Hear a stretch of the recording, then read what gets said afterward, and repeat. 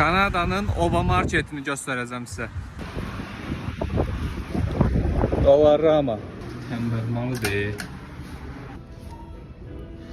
Nəyə görə Oba market dedim? Çünki evə ən yaxın supermarket buradır və keyfiyyət Oba marketdəki kimi deyil.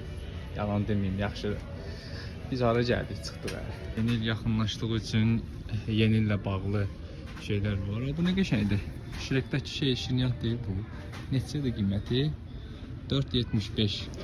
Ay, buna baxa kişi, 2.75-ə 5 dənə şişqa.